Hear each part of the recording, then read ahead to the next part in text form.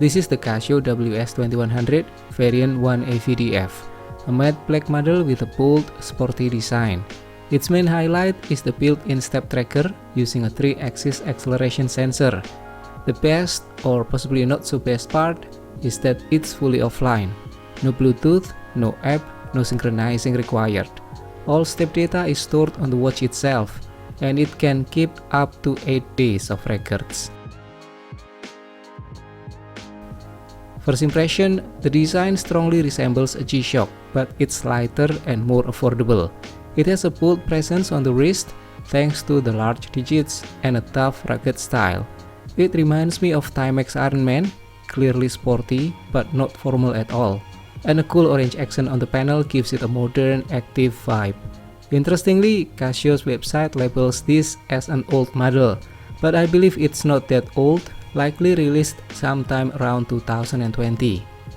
There's still no direct successor in this size category for an offline step tracker. There is the LWS-2200, which is close in features but much smaller in size. Now let's talk about the dimensions and specifications. The case size is 49.9mm lug to lug, 48.1mm wide, and 14.6mm thick. The lug width is 18mm and it uses spring bars, and the weight is 47 grams. Not the lightest, but still well balanced. The water resistance is 100 meters, and then the battery is CR2025 that lasts approximately 3 years, and for the accuracy it is rated at 30 seconds per month. The case size and shape are very similar to a G-Shock. The bezel style also resembles older models like the W735, W736 or AEQ110. The case and bezel made of resin with a matte black finish, and the bezel is slightly protruding and non-removable. There are 4 front screws that are only for decoration. Overall, the build feels solid, less wiggling, and the edges are smooth. It is not too heavy, but it gives off a sturdy and tough impression. The band is similar to the one found on MWD-110H or WS-1400, as they share the same code, and it features a flexible joint that adapts well to the wrist shape, and also shares a minor issue with the MWD-110H, that the wave pattern can poke the wrist a bit. And then it has plastic buckle, but it feels reliable and durable. Still, I find it quite comfortable even with the thickness. The flexibility and design make it ideal for sporty use. Now about the buttons, there are total 5 buttons. On the left side is adjust and mode buttons, and on the right side, on the top right, is the light button. And on the front part are the start stop button and the lap reset button. The lower right front corner has a non-button ornament that may take time to get used to. All the side buttons have textured surface, easy to press, and are well protected by the bezel. Now let's take a closer look at the display. It has a large LCD with excellent contrast, very easy to read. It has amber LED backlight on the left side that is fairly bright, and there is an afterglow effect which you can choose between 1.5 or 3 seconds. And the layout in the timekeeping mode is for the top part it shows the day, and on the right of that is animated seconds, and below that is hour, minute, and second, and at the bottom part is month and date. One of the interesting part is that in the timer, dual time, and alarm modes, the lower display shows current time.